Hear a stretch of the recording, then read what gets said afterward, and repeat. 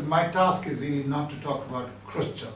My topic is to talk about Khruhschevite revisionism and its contribution to splitting the international communist movement and to eventually the destruction of the Soviet Union as well as the people's democracies in Eastern and Central Europe.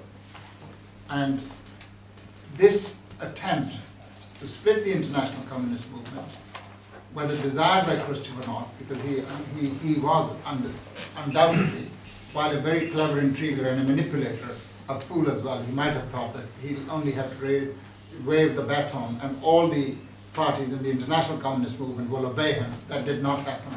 Majority of them did and caused considerable harm as a result of it. But he split the international communist movement and he set the Soviet Union well and truly on the downhill path, whereby if that path was not reversed, it could only lead to the collapse of the Soviet Union and collapse of socialism. This starts early in 1956.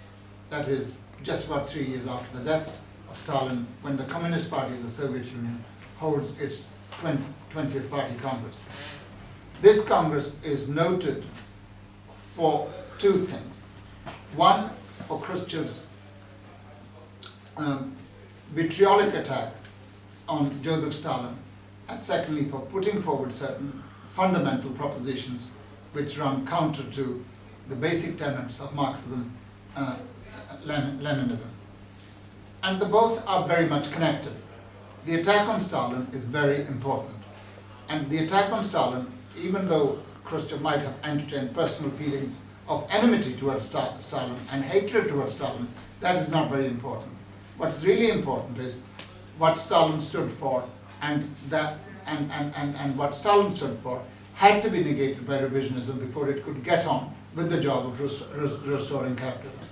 So the attack that was made at this Congress, and it was made in extremely harsh terms, it wasn't made at an open session of the Congress, but at a closed session in the so-called secret speech of Khrushchev, which was delivered just a week after the official report in which he had praised Stalin, in which he tried to say, "Death tore Joseph Vissarionovich from us, and the imperialists had great hopes that they will be able to cause dissension within our ranks, but their hopes were belied." Far from it. Imperialism's hopes were not only realized, but realized several times over. They had tremendous faith in Khrushchev, and they greeted Khrushchev's speech with great warmth and, of course, venom towards communism. This speech, up to today, up to the time of the collapse of the Soviet Union, was never published by the Communist Party of the Soviet Union in the Soviet Union. It was handed over to by some dubious link to the State Department, and the State Department, through the Columbia University and various other institutions, and the journalistic fraternity, saw to it that it was widely distributed all over the place. So the Soviet people would only hear rumors about what was in this particular report.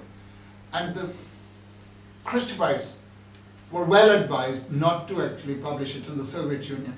Even the rumors about this report led to tremendous amount of strife in the Soviet Union, riots and strikes in factories, and big turmoil in cinema halls when they came to hear of what Khrushchev was saying. So they kept quiet about it. And Stalin was attacked as a madman who exercised the cult of personality, that he suffered from excessive vanity. He knew nothing about agriculture, and this from Khrushchev, who actually was to wreck Soviet agriculture in the years to come by.